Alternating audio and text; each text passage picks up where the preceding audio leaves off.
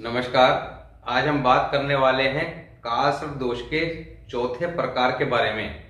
जैसे कि आपको बताया था, जब कालसर्प दोष का प्रथम वीडियो बनाया था, अनंत कालसर्प दोष के बारे में बात की थी। तो कालसर्प दोष कुंडली में कितने प्रकार के होते हैं, यहाँ पर आपको बताया था कुंडली के अंदर 12 प्रकार के कालसर्प दोष बताए गए हैं, उसकी जानकारी आपको दी गई थी। यहाँ पर अभी तक हमने 3 प्रकार के कालसर्प दोष के बारे में बात कर चुके हैं। प्रथम हाउस में राहु हो और 7th हाउस में केतु हो, सेकंड हाउस में राहु हो, 8th हाउस में केतु हो, थर्ड हाउस में राहु हो, 9th हाउस में केतु हो। आज बात करेंगे 4th हाउस में राहु और केतु 10th हाउस में। कालसर्प दोष कब बनता है? जब इन दोनों के एक तरफ यानी कि लेफ्ट में या राइट में अगर सारे प्लैनेट हों तो यहां पर ये कालसर्प दोष की स्थिति देखने को मिलती है। कालसर्प दोष जब कुंडली में होगा तो 45 वर्ष की आयु तक जातक को संघर्ष का सामना करने को मिलेगा, मगर यहाँ पर जो रेमेडी और प्रिकॉशन बताई जा रही है उनको अगर आप फॉलो कर लेते हैं तो 101% आपको ये समस्या देखने को नहीं मिलेगी और जीवन में किसी प्रकार की परेशानी फेस करने को नहीं मिलेगी। अब 4th हाउस में राहु और केतु 10th हाउस में जब होंगे तो 4th हाउस किसका है? चंद्रमा का। चंद्रमा इस घर के कारक भी हैं और मालिक भी हैं। यहाँ पर कुंडली में चंद्रमा की स्थिति को सबसे पहले चेक करना होगा। अगर कुंडली में चंद्रमा शुभ स्थिति में है तो निश्चित तौर पर यहाँ पर ये योग शुभ फल ही देगा, मगर कुछ प्रिकॉशंस यहाँ पर बताई जाएगी, उनका विशेष ध्यान करना है जो बताई जाएंगी। क्योंकि यहाँ पर अगर राहु को हमने खुद ही खराब कर लिया, अगर आपने राहु को अपने, क्योंकि कोई भी प्लैनेट हो वो कुंडली के अंदर शुभ स्थिति में भी हो सकता है, मगर कई बार हमें उसके शुभ फल देखने को नहीं मिलते, या कई बार हम खुद ही अपने प्लैनेट को किसी गलत कारणों से खराब कर लेते हैं। जैसे मकान बनाना, मकान को रिपेयर कराना, मकान के अंदर टॉयलेट, सीढ़ियाँ, छत, इसको रिपेयर कराना, तो उसकी भी जानकारी देंगे। तो यहाँ पर ये कुछ ऐसे काम हैं जिनको करने से हम अपने प्लैनेट को खराब कर लेते हैं, वो अशुभ फल देने को लगते हैं। अब यहाँ पर राहु को, जैसा कि आपको बताया था कि राहु क्या है? हाथी। तो यहाँ पर हाथी अब चुपचाप बैठा है, और चंद्रमा अगर कुंडली में शुभ है तो यहाँ पर ये बहुत ज्यादा धन की प्राप्ति करा देगा और विदेश की यात्रा भी करा देगा, और विदेश से लाभ की स्थिति भी देखने को मिलेगी। जातक घूम फिर के काम करने वाला होगा। अब राहु 4th हाउस में और केतु 10th हाउस में, तो कौन सा कालसर्प दोष बनेगा? शंखपाल कालसर्प। अब शंखपाल कालसर्प जब कुंडली में होगा तो योग होगा या दोष होगा, तो इस दोष को योग में कैसे परिवर्तित करना है उसके लिए उपाय जो बताए जाएंगे उनको आपने समझना है। अब अगर ये कुंडली में होगा शंखपाल कालसर्प तो किस तरह के फल देखने को मिलेंगे उसकी बात करते हैं। फिर शुभ स्थिति की बात करते हैं कि ये अगर कुंडली में आपके शुभ फल दे रहा होगा तो किस तरह के परिणाम आपको देखने को मिलेंगे, और अगर अशुभ फल दे रहा होगा तो किस तरह के परिणाम आपको देखने को मिल सकते हैं। व्यापार में गलत निर्णय लेने के कारण हानि। अब ये योग कुंडली में जब होगा तो यहाँ पर जातक को व्यापार में गलत निर्णय लेने के कारण हानि का सामना करना पड़ सकता है। विदेश योग, तो निश्चित तौर पर जातक को विदेश यात्रा यह योग अवश्य कराएगा। घूम फिरकर काम करने वाला यानी कि जातक जो है किसी प्रकार की ऐसी जॉब में होगा जैसे टूरिंग जॉब, जिसके अंदर यात्राएं ज्यादा होती होंगी, सहकर्मियों से कम बनती है। तो यहाँ पर जातक की सामान्यता अपने साथ के लोगों से जब ये अशुभ स्थिति में होगा तो कम बनती होगी। एक्सीडेंट में हड्डी टूटने का भय, तो यहाँ पर जातक के जीवन में एक्सीडेंट का योग भी बनता है। एक्सीडेंट में उसकी हड्डी टूटने की संभावना बनी रहती है। कई बार दिमाग का सुन्न हो जाना या ख्यालों में खो जाना, तो यहाँ पर जातक को कई बार आपने महसूस किया होगा कि हम बात करते करते या गाड़ी चलाते चलाते अचानक ही दिमाग जो है कई बार सुन्न हो जाता है या कहीं खो जाता है। वो 1-2 मिनट के लिए होता है या सेकंडों की बात करें तो ये स्थिति भी देखने को अवश्य मिलती है। सीढ़ियों के नीचे कुछ ना कुछ बनाया होगा, तो यहाँ पर जिसकी कुंडली में ये स्थिति होगी, ये योग बना होगा, तो जातक ने अपने घर की सीढ़ियों के नीचे किसी न किसी चीज का निर्माण कराया होगा, चाहे बाथरूम हो या किचन हो या कोई भी और चीज हो सकती है। सीढ़ियों के नीचे कुछ न कुछ अवश्य बना होगा। माता को जोड़ों में दर्द की समस्या देखने को मिलेगी। अब यहाँ पर जातक की माँ को शरीर में दर्द की शिकायत देखने को निश्चित तौर पर मिलेगी, माता के हेल्थ इश्यू अवश्य ही होंगे। अब बात करते हैं सबसे पहले शुभ स्थिति के बारे में। देखिए शुभ स्थिति कब होगी, क्योंकि यहाँ पर राहु कहाँ बैठे हैं, आपका कुंडली के 4th हाउस में। अब 4th हाउस किसका है, चंद्रमा का। क्यों है, क्योंकि कालपुरुष कुंडली के हिसाब से यहाँ 4 नंबर की राशि आती है। अब यहाँ पर कालपुरुष कुंडली और वैदिक एस्ट्रोलॉजी कुंडली के बारे में जो लोगों को कंफ्यूजन हो, वो स्टार्टिंग की वीडियो में जहाँ ग्रामर के कुछ रूल डिस्कस किए गए हैं और सारे प्लैनेट्स के बारे में पूरी जानकारी दी गई है। यानी कि जिन लोगों को बेसिक की भी नॉलेज नहीं है, वो वहाँ पर स्टार्टिंग की वीडियो से जाकर एक एक चीज़ को अगर फॉलो करते हैं, समझते हैं, नोट करते हैं, तो निश्चित तौर पर उन्हें एक एक पॉइंट क्लियर होता चला जाएगा। यहाँ पर 4th हाउस, जहाँ पर कालपुरुष कुंडली के हिसाब से 4 नंबर की राशि आती है, कर्क राशि। कर्क राशि के मालिक चंद्रमा और कारक भी चंद्रमा, यानी कि 4th हाउस के मालिक और कारक दोनों चंद्रमा ही हैं। चंद्रमा कुंडली में अगर मजबूत पोजीशन में हुए, स्ट्रॉन्ग पोजीशन में हुए, ये देखना पड़ेगा कि आपका चंद्रमा कुंडली में कहाँ बैठा हुआ है। इसके भी काफी ज्यादा रूल हैं।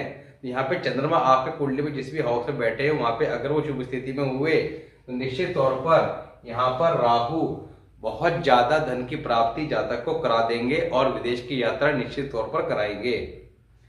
दूसरा, जातक अगर शुभ स्थिति में हुआ तब बुद्धिमान, धनवान, अच्छे कार्यों में धन व्यय करने वाला। दूसरा, तीर्थ यात्राओं पे जाना शुभ फल देगा। तो तीर्थ यात्राएं के कारक कौन है, चंद्रमा। तो तीर्थ यात्राओं पे जाना, गंगा स्नान करना यहाँ पर अत्यधिक शुभ फल देगा। जिसके भी कुंडली में इस तरह का योग हो, उसे तीर्थ यात्राओं पे जाते रहना चाहिए।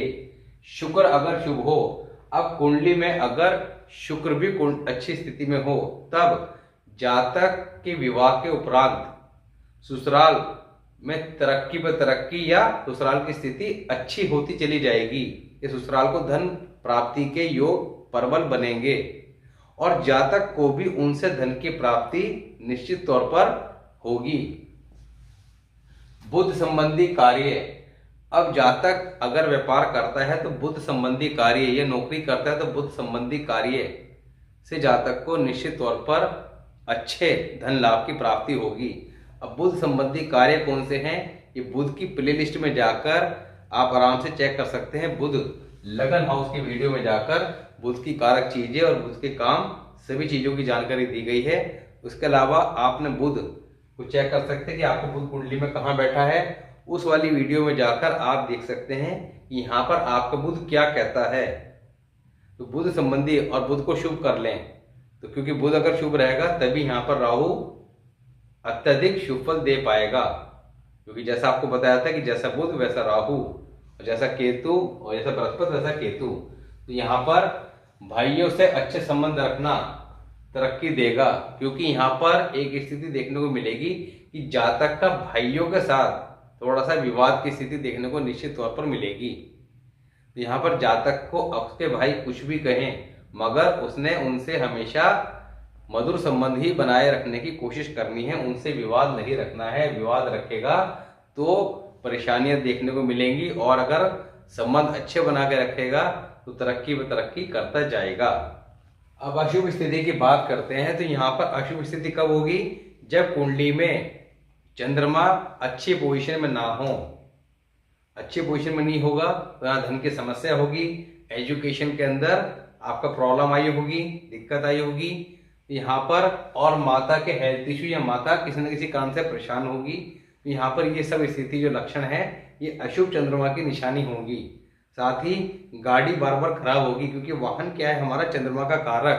तो चंद्रमा को आप एट ए ग्लांस कैसे चेक करें, इसके अलावा चंद्रमा आपका कुंडली में जिस भी हाउस में है सबसे पहले उसको चेक कर लें, अगर ये योग आपकी कुंडली में बना हुआ है। दूसरा, इसके अलावा मंगल और बुध को भी अवश्य चेक कर लें, क्योंकि बुध का राहु से कनेक्शन है। आपको बताया था बुध बुद्धि का कारक है, राहु बुद्धि में आने वाले विचारों का कारक है। तो जैसी बुद्धि होगी वैसे विचार आएंगे। बुद्धि नेगेटिव तो राहु भी नेगेटिव, यानी कि बुध खराब तो राहु भी खराब। और चंद्रमा अगर कुंडली में यहाँ पर अच्छा हुआ कि चंद्रमा के घर में बैठे हैं, तो यहाँ पर चंद्रमा को भी ठीक रखना है, बुध को ठीक रखना है, और मंगल को चेक करना है, मंगल को भी शुभ रखना है। तो निश्चित तौर पर अगर ये तीनों ही काम आपने कर लिए तो ये राहु बहुत ज्यादा शुभ फल देंगे। मगर अगर ये खराब हुए, अगर मंगल बद कुंडली बना हुआ, जातक जुबान का चस्का वाला हुआ, तो ये खराब बुध की निशानी होगी। दांतों की खराबी, स्पाइसी खाना, मंगल खराब होना यानी कि झगड़ालू स्वभाव का, गुस्सा बार बार पे आना, तो ये सब अशुभता की निशानी होगी। अगर अशुभ कंडीशन में ये योग हुआ तो ये दोष बन जाएगा। दोष बन जाएगा तब पर स्त्री गमन अशुभता की निशानी होगी। तो जातक, क्योंकि यहाँ पर केतु क्या है, चाल चलन, पैरों के चक्कर का कारक, तो यहाँ पर राहु केतु जब अशुभ हो जाएंगे तो जातक जो है चाल चलन का मंदा हो जाएगा। पर स्त्री गमन यानी कि पराई स्त्री के साथ ताल्लुक, यहाँ पर अशुभता की निशानी देखने को मिलेगी। दूसरा, मूत्र, कान, हड्डी, पैर, घुटने, इन सब में, कमर दर्द, इन सब में कोई ना कोई समस्या जातक को जीवन में फेस करने को अवश्य मिलेगी। पिता की मृत्यु जल्दी हो सकती है। तो यहाँ पर अक्सर ये देखा गया है जातक कि जब ये योग कुंडली बना होगा तो यहाँ पर जातक के पिता की मृत्यु जल्दी हो जाती है। भाई बहन सब कुछ खा पी जाएंगे। तो यहाँ पर जातक के भाई बहन के साथ ताल्लुकात अच्छे देखने को नहीं मिलेंगे। तो यहाँ पर जातक के भाई बहन जातक के जीवन में किसी न किसी परेशानी का कारण बने रहेंगे। सीने में जलन या तेजाब की शिकायत होगी। तो यहाँ पर जिसे हम एसिडिटी बोलते हैं, तो एसिडिटी की शिकायत, सीने के अंदर बहुत ज्यादा जलन सी रहना, ये सब समस्या भी देखने को अवश्य मिलेगी। गाड़ी में बार बार खराबी आएगी। तो जातक के पास कोई भी व्हीलर होगा, स्पेशली 4 व्हीलर या 2 व्हीलर जो भी होगा, उसमें किसी न किसी कारण से कुछ न कुछ समस्या बनी रहेगी। कभी उसके आपका पार्ट्स में कोई प्रॉब्लम आएगी, कभी टायर पंचर होगा, तो कोई ना कोई समस्या जो है वो आती रहेगी। गाड़ी जल्दी जल्दी खराब होती रहेगी। शौचालय या छत मरम्मत अशुभ फल देगा। तो यहाँ पर टॉयलेट और छत, सीढ़ियाँ, ये सब किसकी कैटेगरी में है, राहु की। तो यहाँ पर शौचालय और छत में मरम्मत कराना बहुत ज्यादा शुभ फल देगा। राहु अगर शुभ फल दे भी रहा होगा और आपने ये काम कर लिए, तो यहाँ पर राहु अशुभ हो जाएगा और वो आपको बर्बाद करना शुरू कर देगा और एकदम अचानक ही किसी न किसी प्रकार की समस्या पैदा कर देगा। तो यहाँ पर छत का निर्माण कराना हो या टॉयलेट में कुछ काम कराना हो, तो उसके लिए भी कुछ नियम बताए गए हैं, कुछ रेमेडीज बताई गई है। उनको करने के बाद, साथ ही वर्ष फल के अंदर राहु के प्लेसमेंट स्थिति को देखने के बाद तब ये कार्य आप डिसाइड करें। वरना कई बार आपको पता ही नहीं लगेगा कि प्रॉब्लम आई किस वजह से है। आप घर में रिपेयरिंग का काम शुरू करा दिया, उधर समस्या खड़ी हो गई। तो यहाँ पर ये सब काम बड़े सोच समझ के करने हैं। माता का स्वास्थ्य खराब या झगड़ा रहेगा, क्योंकि राहु जब 4th हाउस में होगा तो यहाँ पर बेशक वो शांत रहेगा, मगर कहीं ना कहीं चंद्रमा को पीड़ित करेंगे। तो चंद्रमा क्या है, मन के कारक, चंद्रमा क्या है, माता के कारक, चंद्रमा क्या है, लिक्विड कैश। तो यहाँ पर माता का स्वास्थ्य गड़बड़ रहेगा या माता के साथ जातक का वैचारिक मतभेद या झगड़ा देखने को मिलेगा। मकान की छत या दीवारों में सीलन आना या टूटना, ये आपके अशुभ यानी कि दोष की निशानी होगी।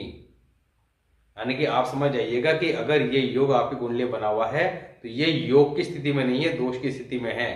अब अगर ये दोष की स्थितियां आपको देखने को निश्चित तौर पर मिल रही हैं, तो करना क्या है, जो रेमेडीज अभी बताई जा रही हैं उनको अगर आपने तरीके से कर लिया, 101% आपको सारी समस्याएं ठीक होती दिखाई देंगी और तत्काल प्रभाव से आपको आराम देखने को मिलेगा। अब उपाय की बात करते हैं। तो उपाय में करना क्या है, नंबर 1, चांदी का चौकोर टुकड़ा अपने पास रखें या चांदी की चैन में गले में धारण करें। ये काम आपने कब करना है, सोमवार के दिन, चतुर्थी, नवमी, चौदस का विचार करते हुए। यानी कि जिस सोमवार को आपने इसे धारण करना है उस दिन चतुर्थी, नवमी, चौदस ना हो और सोमवार के दिन सुबह गंगा जल से धोकर इसे अपने गले में धारण करें। अगर आपकी माताजी हैं तो माताजी के हाथ से ही धारण करें, माताजी आपको पहनाए तो ये अत्यधिक शुभ फल देगा। दूसरा, गंगा स्नान करना और तीर्थ यात्राओं की यात्रा करना बहुत शुभ फल देगा। तो यहाँ पर जिसके भी ये योग हो वो गंगा स्नान और तीर्थ यात्राएं जीवन में करता रहे, उसके लिए मना ना करे। 4 किलो सिक्के, अब 4 किलो लेड धातु के सिक्के यहाँ अपने शनिवार के दिन जल प्रवाह करने हैं, चतुर्थी, नवमी, चौदस का विचार करते हुए। घर में धुआं ना करें। अब यहाँ पर आपने घर में किसी प्रकार का आग जला के धुआं उत्पन्न नहीं करना है। घर में जो पूजा पाठ के लिए हम लोग अगरबत्ती या धूप बत्ती की बात करते हैं या गूगल वगैरह जलाते हैं, उसकी बात नहीं कर रहे हैं। यहाँ पर कड़वा धुआं जो आग जला के उत्पन्न किया जाता है, जो आंखों में लगता है, कड़वा धुआं घर में किसी प्रकार से उत्पन्न ना करें। 400 ग्राम साबुत धनिया, सूखा हुआ जो साबुत धनिया है, 400 ग्राम 7 बुधवार निरंतर जल प्रवाह करें। जिस बुधवार स्टार्ट करें उस बुधवार को चतुर्थी, नवमी, चौदस ना हो, आगे किसी बुधवार में आ जाए तो कोई दिक्कत नहीं है, मगर 7 बुधवार कंटिन्यू करना है। घड़े में चीनी भरकर कहीं वीरान जगह में दबाएं। तो यहाँ पर यही चतुर्थी, नवमी, चौदस का विचार करते हुए सूर्यास्त से पहले ही करने हैं सारे उपाय, यानी कि सूर्य अस्त होने से पहले पहले दिन निकलते के समय ही करने हैं। जिस दिन काली घटा हो, बादल हो, बारिश का मौसम हो, उस दिन उपाय को छोड़ने की कोशिश करें। अगर कोई उपाय निरंतर चल रहा है तो उसे कंटिन्यू रखें, मगर स्टार्ट कर रहे हैं तो उस दिन ना करें। दूसरा, घड़े में चीनी भरकर वीरान जगह में दबाएं। तो बाहर कहीं वीरान जगह में दिन के समय दबा के आए, ढक्कन लगा के दबा दें। और 400 ग्राम काले सफेद तिल, तो 200 ग्राम काले तिल, 200 ग्राम सफेद तिल, 400 ग्राम काले सफेद तिल हो गए। इनको किसी गंदे नाले में शनिवार के दिन डाल दें। तो ये काम अगर आप करते हैं तो निश्चित तौर पर कालसर्प दोष का जो असर आपको दिखाई दे रहा है अपने जीवन में, कई पूजा पाठ करने के बावजूद भी चीजें ठीक होती नहीं दिखाई दी, 101% आपको यहाँ पर चीजों में सुधार दिखता दिखाई देगा या आराम आपको आएगा। तो यहाँ पर आज हमने बात करी शंखपाल कालसर्प योग के बारे में, जो 4th हाउस और 10th हाउस में बनता है। नेक्स्ट वीडियो में बात करेंगे 5th हाउस और 11th हाउस की कंडीशन में जब ये योग बनेगा तो किस तरह के शुभ या अशुभ फल देगा और कितने देगा, और उसके लिए क्या परफेक्ट रेमेडी है जो हमें फॉलो करनी है। क्योंकि यहाँ पर कोई भी योग या एस्ट्रोलॉजी का फायदा क्या है कि आप चीजों को समय से समझ लें। अगर आपके परिवार में किसी कुंडली में ऐसी स्थिति बनी हुई है, क्योंकि यहाँ पर जब कोई प्लैनेट खराब होता है तो उसका पूरा इफेक्ट पूरे परिवार में पड़ता है। जैसे कि आप पिछली वीडियोस में देखते आ रहे होंगे कि यहाँ पर बहन के ऊपर बैड इफेक्ट आता है, बेटे के ऊपर आता है, पिता के ऊपर आता है। यहाँ पर अगर आप टाइमली चीजों को समझ के टाइमली उनकी रेमेडी स्टार्ट कर देते हैं, कब कब रेमेडीज को करना है उसको समझ लेते हैं, तो 101% आप चीजों को कंट्रोल कर पाएंगे और जीवन में परेशानियों को दूर कर पाएंगे। अदरवाइज हमें समझ में नहीं आता कि परेशानियां आ क्यों रही हैं, उपाय काम कर क्यों नहीं रहे हैं। तो यहाँ पर उपाय को तरीके से करना है, पूरा सोच समझ के करना है, तो 101% काम करते हैं। तो मिलेंगे नेक्स्ट वीडियो में, जहां पर हम 5th हाउस और 11th हाउस में राहु केतु की स्थिति के बारे में बात करेंगे। मिलते हैं नेक्स्ट वीडियो में, तब तक के लिए नमस्कार।